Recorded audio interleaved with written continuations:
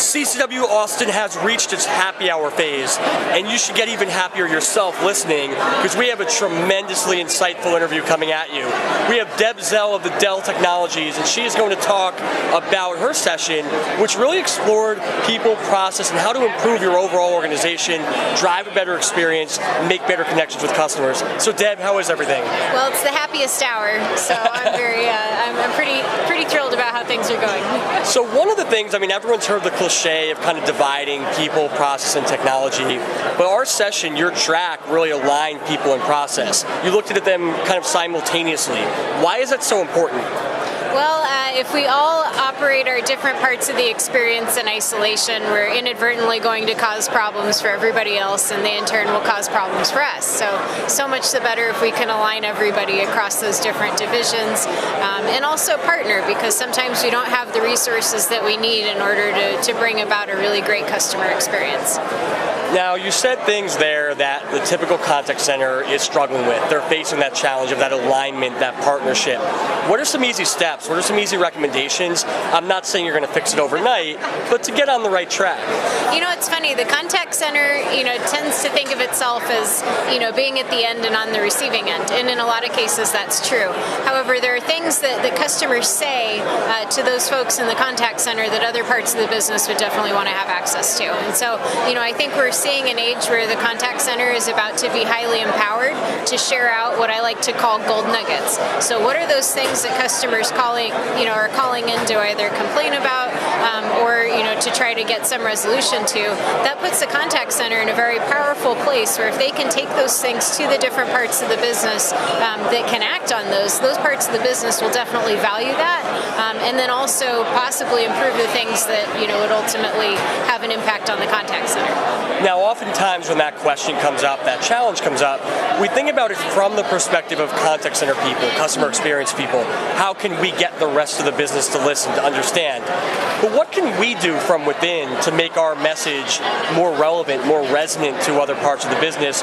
What changes in mindset do we have to make as contact center people? I don't know that you have to make a change in mindset. I think it comes down to packaging, right? What are the key trends that you are seeing, either that are problematic across certain features, certain services, certain products, and then who in the business is responsible for those things? And you may not be able to know right away, so it can be helpful to go to, say, LinkedIn and stock some of the different members of your organization, find those people who have ownership over those areas, and then put together like a really simple breakdown of what you're seeing. And if you can get that onto a single slide and say, hey, we're seeing that this type of customer is calling in with this kind of an issue, or we're seeing that this kind of thing is a problem, and identify the population that it impacts, if they don't listen to that, you might want to find another job. Definitely, makes perfect sense. Now, empowering the agent at the agent level to take a more vested role, and I think looking at what customers are looking for, looking at failures in the process design, what does that take?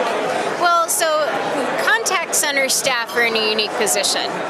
They're not bots. They have brains, and they're probably very good at having conversations if they're in the contact center and have those jobs for any period of time. So having those conversations and really getting that understanding is so incredibly valuable. You tend to probe at a level of insight that you just can't get to through any kind of survey, or that people aren't probably going to volunteer to say a bot or anything else. So I think there's a tremendous amount of value there on the part of the agents. And is that something to train, or do you believe that is intrinsic? The average human agent should understand, hey, I should think about what the customer's really asking, what the customer's really feeling. Is that intrinsic, or is it something where the typical contact center agent maybe hasn't been asked to do that, so we do need to instill that in them? Yeah, I think that's a great question. So I imagine training would be helpful. I think this also gets into how they're incentivized. Are they incentivized to deal with a high volume of people and just get them in, get them out?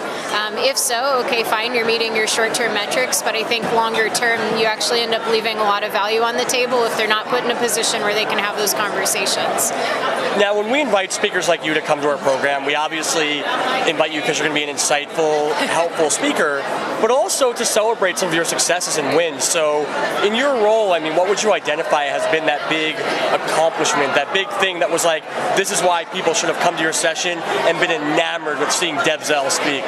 Well, I don't know if it was for the session per se, but like over the last year and a half since I've been at Dell, without having having any extra staff or any budget, I've managed to command about $1.2 million to do things that I wanted to do and align all of these people to do these things that I wanted to do, and I haven't had to have any additional staff or any additional budget to do that. And did that come with sort of a promise or an expectation of certain results, or was that just because you made the importance of the customer experience more clear and more resonant?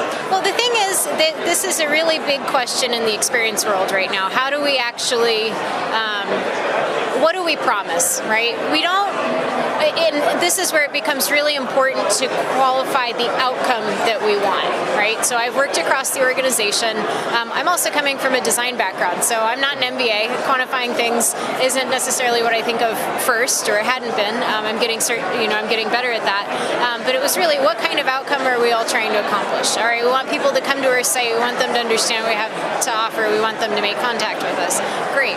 What does that actually entail? And so then there were certain metrics that we could put around that, and we've been able to do that, but we're also still in the process of making that happen. I think telling a compelling story ends up getting you a lot of that upfront inertia so that you can do things and then come back and actually deliver those results. Yeah, and there's a chance, because again, I think what you shared is so helpful to the audience and does make a lot of sense, that you would have already answered this question. We're going to ask it anyway. You're at CCW Austin. We're about almost through with day one of the main conference. What do you kind of get the sense is the main motif, the main goal, the main objective people have for why they're here, what they're trying to revolutionize or improve within their contact function? You know, it's funny. I have heard in a couple of sessions today, oh, well, nobody wants to be in contact center. Like, that's not, what I set out to do, but look at this great career that I've made.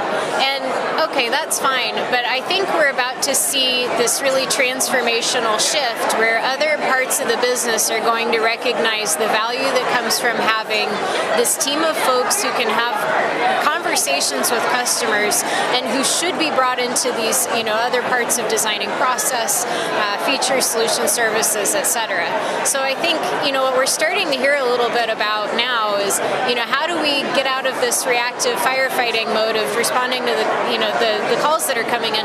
What do we do with our downtime? And I think that presents that tremendous opportunity for the folks who are in the contact center to look at, what are the big problem areas that they're hearing about and who in the business needs to know about them. So I think it's actually setting up contact center folks to be a very, very strategic part of the business. I think everyone's going to love that. Everyone loves the word strategy. Everyone loves to have, I think, a more big picture, broader perspective of the business. And certainly, I think when they approach it the way you are, when they look at their organization, when they look at opportunities, when they look at where the contact center can play a role, they've already put themselves on the path, and now it's about building those stories. Now it's about putting that action into place. And Deb, I want to thank you so much for your insights, both in your session as well as in our little chat here. Thank you. And for CCW Austin, this has been Brian Cantor.